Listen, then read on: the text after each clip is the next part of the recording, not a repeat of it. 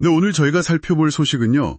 삼성전자의 미국 파운드리 시장 공략에 대한 최신 소식들입니다. 네, 안녕하세요. 이게 보니까 파격적인 인재 영입 조건도 있고 또 시장 상황 그리고 좀 복잡한 지정학적 얘기까지 나와서요. 삼성이 왜 이렇게까지 좀 강하게 드라이브를 거는지 그 배경과 의미를 좀 자세히 들여다보겠습니다. 네, 맞습니다.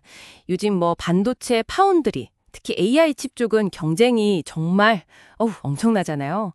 삼성이 지금 미국 시장에 던지는 이 승부수가 과연 어떤 결과를 가져올지 한번 자료 보면서 이야기 나눠보죠. 네, 먼저 진짜 눈에 확 띄는 게 그 삼성전자 미국 법인 SSI라고 하죠. 여기서 채용하는 조건이에요. 부장급 경력직인데 기본 연봉이 최대 32만 달러. 우리 돈으로 한 4억 5천. 네, 근데 성과급까지 하면 최대 40만 달러. 그러니까 거의 5억 5천만 원이 달한다는 건데요. 와, 이게 실리콘밸리에서도 어지간한 수준이 아닌 거죠. 상당히 파격적인데 이게 단순히 사람 급하게 뽑는다기보다 더 큰 그림이 있는 거겠죠. 그럼요. 이건 그냥 좋은 인재 데려온다, 이 차원을 넘어서는 거죠.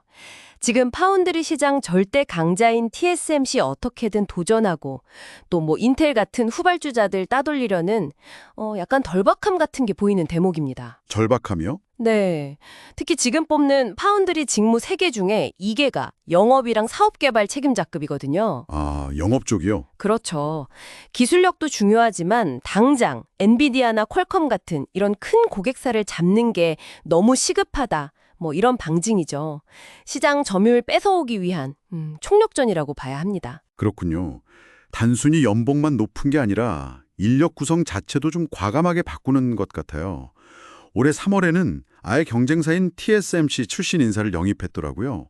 마가렛 한 부사장이라고. 네, 맞습니다. 미국 파운드리 영업총괄로 영입했죠. 그리고 내부적으로도 한진만 파운드리 사업부장 이분이 거의 매달 미국 출장을 간다고 하고요. 그렇죠. 외부에서 핵심 인재, 그것도 경쟁사 출신을 데려오고 또 내부 최고 경영진이 직접 발로 뛰는 모습. 이게 다 미국 시장 공략에 얼마나 사활을 걸고 있는지 그 전략적 중요성을 보여주는 겁니다. 근데 그 경쟁사 출신 부사장 영입이요. 파격적이긴 한데 이게 삼성 조직 문화랑 잘 융합될 수 있을까요? 시너지 효과는 기대되지만 혹시 다른 고려 사항이나 잠재적인 어려움은 없을까요? 물론 그런 과제는 있죠. 조직 융합이라는 게 쉬운 건 아니니까요. 하지만 그만큼 경쟁사의 노하우나 특히 고객 네트워크를 빨리 흡수해서 우리 걸로 만들겠다. 이런 의지가 굉장히 강하다고 봐야 합니다. 약간의 실패 위험을 감소하고서라도 이 판을 좀 바꿔보겠다는 거죠. 그리고 한진만 부사장님이 자주 출장 가시는 것도 결국 최고 경영진이 직접 현장을 챙기면서 전사적인 역량을 여기 집중하겠다는 아주 강력한 메시지인 거고요. 어떻게든 미국에서 성과를 내야 한다는 그런 절박함이 느껴지는 부분입니다. 네. 이렇게까지 영업에 힘을 쏟는 배경에는 역시 시장의 기회가 크기 때문이겠죠. 네, 그렇습니다. 제일 큰 건 역시 그 AI 기반의 주문형 반도체, ASIC라고 부르죠. 이 시장이 정말 폭발적으로 크고 있거든요. 브로드컴이나 마벨 같은 회사들이 주도하고 있고요. 그 ASIC 시장이요? 네, 이게 올해 한 231억 달러 규모인데 10년 뒤인 2034년에는 거의 2배 넘게 478억 달러까지 커질 거란 전망이에요.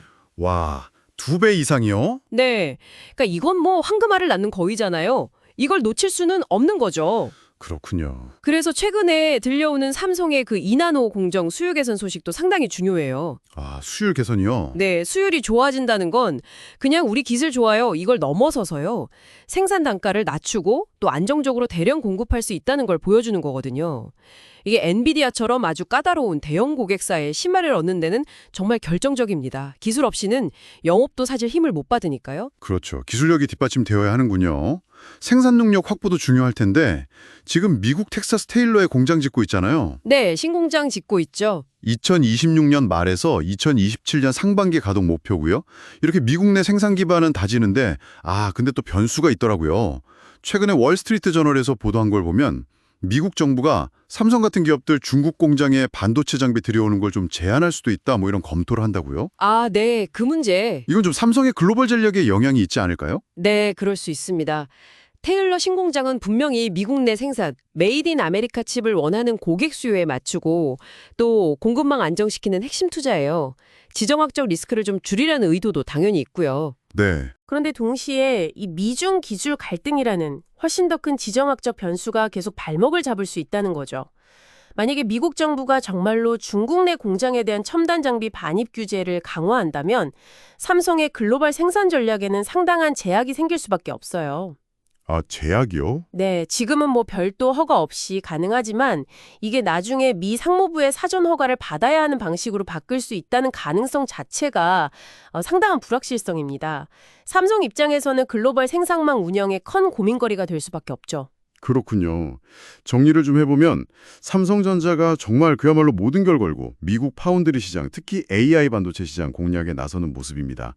뭐 파격적인 연봉의 핵심 인재 영입, 신공장 건설, 그리고 기술력 향상까지 진짜 가용 자원을 다 쏟아붓는 것 같은데요. 네, 맞습니다. 엄청난 기회를 잡기 위한 아주 과감하고 어쩌면 필사적인 투자와 전략이죠. 하지만 동시에 이 미중 관계라는 복잡하고 또 예측하기 어려운 이 지정학적 환경 속에서 정말 아슬아슬한 줄타기를 해야 하는 그런 어려운 상황이기도 합니다. 삼성의 이 대담한 행보가 앞으로 글로벌 파운드리 시장 판도를 어떻게 바꿔놓을지 계속 주목해서 봐야 할 것 같습니다. 네, 오늘 저희가 쭉 살펴본 내용 외에도 청취자 여러분과 함께 생각해 볼 지점이 하나 더 있는 것 같습니다.